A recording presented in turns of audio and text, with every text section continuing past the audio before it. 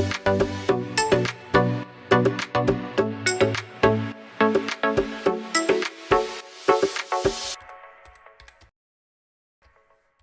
afternoon, good morning, depending on where you're dialing in from.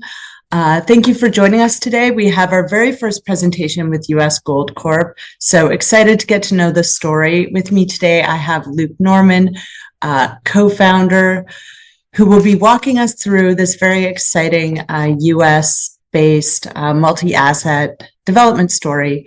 Before we get into that, this presentation will contain forward-looking statements. If you don't know what they are, you can find them on the company's presentation on their website. And we will do a significant Q&A section, so feel free to enter any questions you have at the Q&A box at the bottom of your screen. And as many of you know, US Gold is supporting us as part of our holiday charity food bank drive, which we've extended into January because, you know, January is a tough time for food banks as well. So first, to kick things off, hi, Luke. Nice to meet you. Nice to have you on the platform. I guess technically we met last year at Beaver Creek. But yeah, maybe you could start things off by telling us which charity you supported. Absolutely. Meals on Wheels, which was one that close to my heart, out of Wyoming. So, yeah. Excellent choice. And thank you so much for supporting the program. Why don't we get started with the presentation and an introduction to yourself, and then we can get into some Q&A afterwards. Yeah, sure. And I don't want to scare everyone. I'm not going to drag everyone through some droney presentation, but introduction to myself. I've about 27 years in the junior mining space. Cut my teeth Canaccord in around 2000. Got to see the brown bottom and the price of gold. And as we started financing more and more junior mining companies through to about 2005, actually, I started to recognize there was a bit of shortage in well-focused, well-meaning management. So I stepped out of the brokerage side of the business and got into the public company side.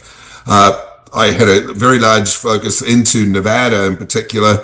I was supporting, helping Nevada-based companies. Then a friend of mine and I, Jonathan Ord, we put together a company by the name of Gold Standard Ventures, which was very successful, obviously, there. And then 2017, I started US Gold Corp, also with a bit of a plan to execute in Nevada, but here we have evolved into a developer in Wyoming.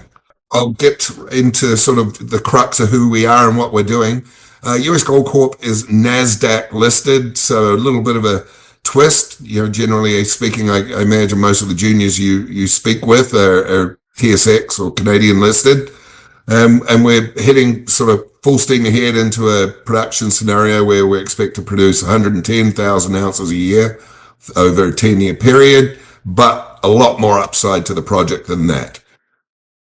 So yeah, we'll focus in just primarily on CK, but there is Keystone in Nevada as well. If it'll come up through conversation. We've got a well-rounded board. A lot of people have made a lot of people in the industry a lot of money. I mean, that's what you look to do. So we're all shareholders. We have a active interest in the company, and clearly we're aligned with our shareholders by way of investment. You'll have to excuse my far too young a photo there. It needs updating, but can't have everything all the time. So, as I said, very unique capital structure. We have only 16.5 million shares outstanding. You know, keep in mind that's over a 5-year period of some additional exploration, then engineering into permitting and engineering, now through multiple pre-feasibility studies and completion of a final definitive feasibility study. So we've raised somewhere in the realm of around 90 plus million USD over that time period and managed to keep the share structure over the last 5 years pretty impeccably tight, I'd like to say. We've got, coming out of this Lassonde curve right in the sweet spot there, and clearly in a robust, strong metals and mining market right now. So the right stuff, the right place, definitely at the right time. US assets, US listing, and a good suite of analyst coverage as well. So you find all this on our website anyway. We completed a pre-feasibility study in February of last year of 25. It was our second pre-feasibility study. Clearly, we're in a slightly different market environment then. $2,100 gold and $4.10 copper, as you can see down here, as our benchmarks. And the numbers came out extremely robust. Now, we expect these numbers are going to change significantly from pre-feasibility into our completion of our definitive feasibility. The definitive, by the way, is our next milestone in the company that should be coming within the next 3 or 4 weeks. It's actually a little bit late. We're about 4 or 5 weeks late coming with it, but hey, look, that happens. But the definitive will be designed around, same thing, about just shy of 1.75 million ounces of gold equivalents. The equivalence is about 70% in gold value, 30% in copper value. And you can see extraordinary low numbers here on CapEx and on all-in sustaining costs. So this project is far from a marginal asset, but final numbers will be out here in the new year, right here in the new year. Now, there's a reason why costs are very low around the CK project. It is an at-surface deposit. It is a porphyry. Whilst the grade is not extraordinary, again, having it at surface, very low strip, and then more importantly, the location of this deposit relative to the township at Cheyenne. So this is a map, obviously, of southeastern Wyoming. So the Colorado Front Range, Colorado border would be just off the bottom of this map. This is the I-25 highway. That would get you down to Denver International Airport in about 1 hour and 15 minutes. And running east-west across the map here is the I-80 highway. So that's the major corridor, obviously, between San Francisco and Chicago.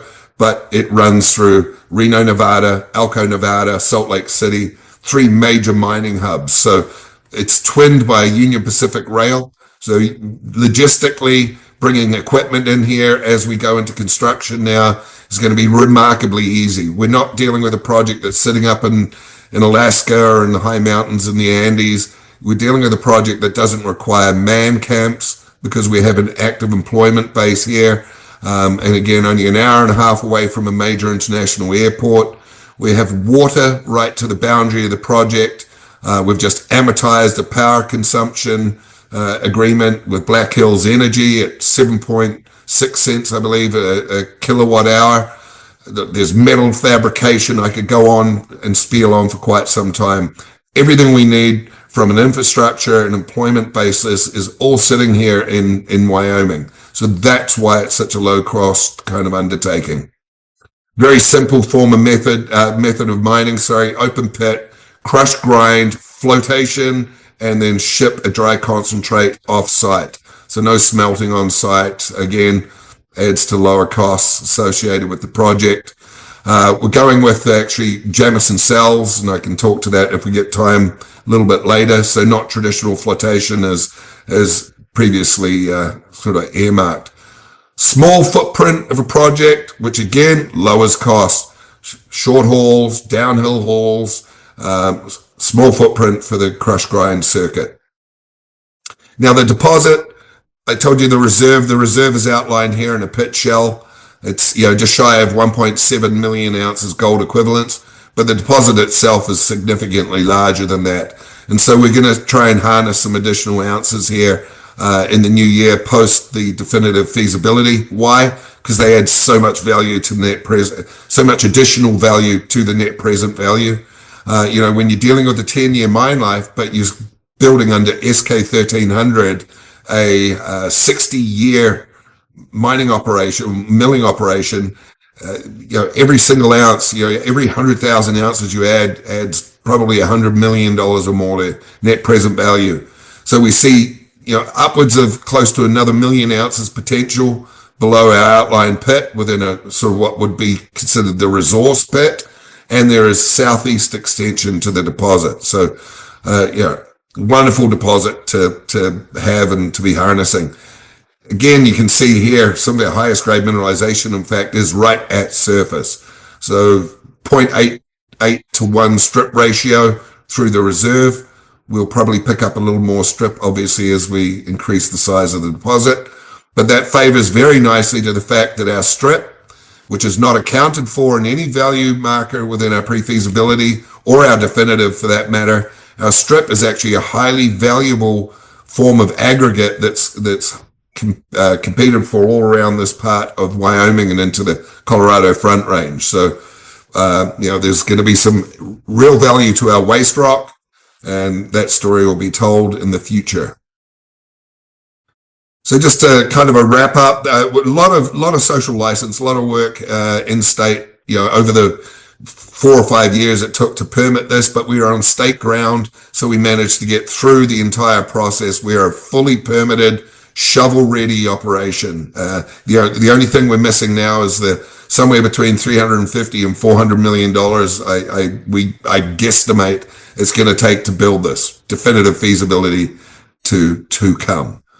Post-production, actually, the pit will be used as a water reservoir to help support the local community. So a pretty neat kind of storyline to it. So just in a wrap up here, we're fully permitted. We've completed all the advanced engineering. You've got a definitive on the way. We have actually done a complete aggregate market study on our waste material. It's about $20 a ton rock. There's 40 million tons of it sitting there, having been harvested for free post-production. So that's something else, another variable that will be brought into the company later on. We've had a lot of interest in financing this project. Why? Because we're one of the only permitted projects, shovel-ready projects out there in North America. So very fortunate for that. I mentioned that the pit will be used as a pit storage facility post-production, but we've also managed, again, to secure very close by water for the project. So now we are at this point in time, we are ready for construction and production. So that's kind of a real quick summary on us, Deborah. That's really helpful. Did you want to talk about any of the other assets in your pipeline, or just focus on? Well, I would, yeah. I mean, look, if I'm sure there's the interest, with the market that we're in right now, but this one particular project that we have, which was our flagship asset prior to 2020, prior to us bringing in George B as our CEO. George is a well-accomplished mine builder. He cut his teeth amongst other locations at Gold Strike on the north end of the Carlin Trend, which really was a transformative project made Barrick who Barrick are today, but it was transformative for the entire gold mining sector as they went into these larger, more disseminated gold systems. So fast forward in Nevada to today, and Barrick's flagship, of course, is the Cortez complex. Recent news out of one of their new discoveries, 4 Mile, has added somewhere in the realm of about $20 billion to their already huge market cap. But even just the Cortez Hills discovery itself, that lifted Placer Dome from a $4 billion market cap to an $11 billion market cap, where Barrick took them out. This is elephant country. And we have sitting just across the valley, 10 miles away, the Keystone project. And Keystone is a 20 square mile standalone domal district with the same geology, a huge arsenic anomaly, which is very important for Nevada Carlin style gold. And yeah, we've got that in the portfolio, and I want to get this, the excitement up around this project and get it explored at some juncture in the near future. But it is, to have a large district scale project like this, a standalone in a junior, is already unique enough. I mean, that was the storyline again at Gold Standard Ventures when John and I put that together back in 2010, I think it was, or 12. Same story. We had a standalone district on the Carlin Trend in that instance. Well, this project here, 20 plus square miles, multi-intrusive, with the same stratigraphy as what is at the neighboring Cortez complex. That is the all-important wind band, which is the host for the big gold deposits in and around Cortez Hills, is omnipresent here within Keystone. We drilled some scout holes back 2017, 2018. We had 1,800 foot sections of heavily altered lower plate rock with all the earmarks, all the signs you want to see for big Carlin systems. So this project definitely needs light of day right now. We've been sitting on it waiting for a gold bull market. But clearly our marketplace, the entire value in the company right now is derived around the CK Gold project. So it might be a smart asset for us at some point to spin out and leave shareholders of record as shareholders, new investors in this project.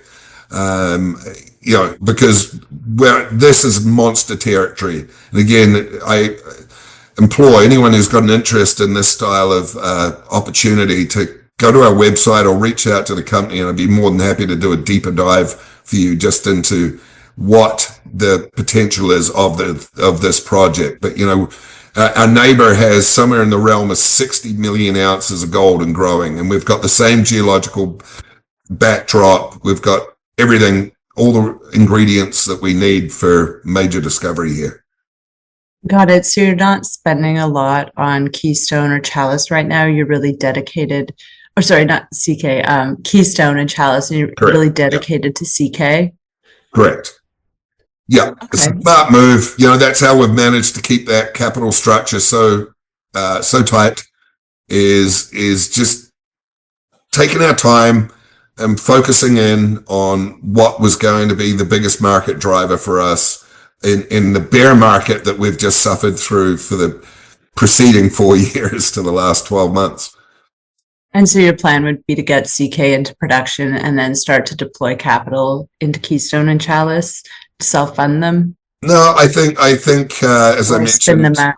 Spin them out. I think certainly spin Keystone out. I think it's the most obvious thing to do. They are capital intensive, those kinds of exploration projects. It's not cheap drilling in Nevada. It's not shallow, and you're using the drill really as your iterative process to discovery. It's undercover geology, and it requires a lot of patience and a lot of investment. But man, when you get into them and you make that discovery, the wins are massive. Mm-hmm. A big lottery ticket, I refer to it as. Well, I'd like to have a few of those. Yeah. You recently contracted major components like flotation equipment and partnered on power and infrastructure. How do these engineering decisions influence both recoveries, CapEx, and how confident are you in the construction cost estimate today? Well, the construction cost estimate today is non-existent because we're really just still working off of a pre-feasibility study that was completed in February of last year. But what that led to was a bunch of optimization work beyond it. So on recoveries, for example, we switched from traditional flotation cells to Jamison cells. The Jamison cell is an enclosed float cell where they then use pumps to pump air into the reagent, micro bubbles as they refer to them. And what it's done is actually led to better recoveries. We've touched on that in a press release previously, but those recoveries will be much better harnessed in our soon to come definitive feasibility. But so, we are seeing better recoveries out of the Jamison cell. We were fortunate enough to be able to secure 2 of them through Glencore Technologies, with our name sitting on them, waiting to be shipped to us. But there's been a myriad of improvements that have gone on around the engineering, and even down to the fact that the Jamison cell requires less warehousing, etc. So those costs will be impactful on the project. But again, we're certainly expecting the CapEx to increase. So CK is permitted for mining and continues to secure environmental and operating approvals. What permit bottlenecks, if any, remain, including offsite water management, and how are you managing them proactively? So those, I can say, thankfully, are all in our rear view mirror. We have secured everything from wastewater management. That was a key permit that was conditional up until about May of last year. We were approved that. The final permit that May of last year, May of 24. Getting lost in the calendar here. The last permit that was awarded to us, the final condition was air quality, and that was just because they were tied up doing looking at other projects at the time. The Department of Environmental Qualities in Wyoming, who oversee the permit process for us. So we have every permit in hand. We've done some adaptations a little bit within our permit to mine, but we've been awarded the permit to mine and have had it for over 12 months. We also have an industrial sightings permit, which is exciting because of the size of the venture that we're undertaking, it allows the state to deploy capital into additional infrastructure surrounding the project, whether it be fire hydrants or bus stops or whatever it is that they decide that they need to deploy. So it's beneficial to the community as well. But yeah, we're like I said, we are shovel ready. Talking about the community, what's your engagement strategy with local communities and regulators to ensure sustained support as you transition to construction and production? So George is the consummate mine builder. He's built mines again, all the way through North America and down into South America. He built some very big assets for Barrick in South America. And, if you're familiar with having to deal with countries like Chile, Peru, or Argentina, or in some instances where he was dealing with cross-border projects, social license is everything. It is everything. It's expensive. What they had to do, in South America, dewatering plants and all that stuff. But without social license, without the approval and agreement of the communities around you, you are dead in the water. Well, we knew that going in right from the onset with CK. So, and we also knew, look, we're the first hard rock mine in Wyoming in 100 years. So there was going to be a lot of misconception. We knew that. So we faced it head on. We were doing multiple town hall meetings, every couple of months, town hall meetings for the broader community, for the more localized community close to the project. It was far more hands-on again. We had a standalone website that was made available to the entire community, which took you through everything, like the impacts of blasting, the noise control, beepers on trucks, air quality. How's that going to impact the style of mining? Are they going to be putting in a smokestack? Just explaining our way very kind of rudimentarily by way of a website, just to have all that information there. And then we also hired on a local lobbyist. I know that sounds like a swear word, but somebody who could, inform all the different parties of our intent and what we were planning to do. Jason Beggar, and then even going through the permit phase itself, we ended up bringing in the previous governor, Jonathan Friedenthal, and his attorney general at the time, Pat Crank. They became consultants to us and helped us work through the due process of permitting. So it has been all important, but it's been extremely well managed by George and his team. I can't take any credit for that side of it. Well, that's fantastic to hear. Just a couple more questions from me. So with recent inclusion in key market indexes and expanded conference participation, what changes have you seen in liquidity, institutional engagement, and investor interest? And maybe you can talk about your index inclusions. Yeah. Well, look, I could arm wave about our involvement in doing conferences and our remarkable ability to promote our story. But let's be honest, the metal prices. They've been massive for us.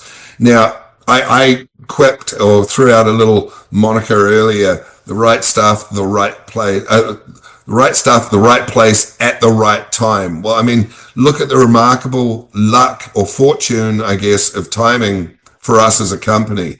We come with our full suite of permits ready to go to develop the project November of 2024. It was still hard to get people to pay any attention at the time. We did a $10.2 million capital raise. Eric Sprott was the lead order. That was our first sort of soiree into the institutions. Then we spent another 12 months from November through to the beginning of, December of last year, where we didn't have to go back to market. We had warrant exercises coming in from previous issuances. We were not very capital intensive anyway because we were completing definitive feasibility, etc. So our second fundraising in over 12 months was just completed just before Christmas. And then we end up with the likes of Franklin Templeton, out of San Francisco, Mackenzie out of Toronto, Libra, New York. Huge orders, obviously validation round, people supporting finally the accomplishments that we've achieved as a company. And as we were doing that placement, we saw the stock soar even higher. We ran up to close to $23 a share. So it has been really, truly, I can only point to the metal prices at that point. Yeah, the permits, that really had an uplift for us, but the metal prices and being one of the only projects really strapped up, ready to go. And I still think our valuation is nowhere near where it should be currently. I think we've got a lot of upside. So, there'll be some revalue markers on their way, and we're looking forward to them. Yeah, maybe we could talk about those revaluation markers. Could you give us sort of milestones and timelines and what investors can expect over the next year or so? Yes. So the next milestone for us is the definitive feasibility. I mean, there's little bits of news and such going on in the background. Like we've already, we've triggered the development of the haul road, entry road to the project.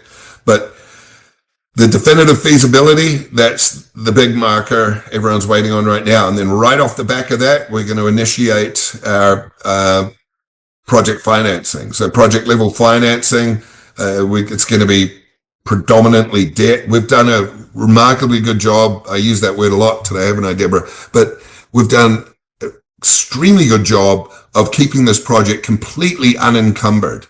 Aside from a state royalty, which is payable like anywhere, if you're mining anywhere, it's a 2.1% net smelter royalty to the state. There is no one with hooks in us. There's no banking mandates. There is not a single overhang to this project. So the project financing is going to be very interesting because there's a lot of sources of capital chasing opportunities like this, and very few opportunities like this. So I imagine a very debt-heavy project-level financing. That will also be lead to some form of a re-rate. I think that could spark some merger and acquisition interest from both our end and from outsiders looking in. And then ultimately, we'd like to bring some more ounces into this deposit because they're there.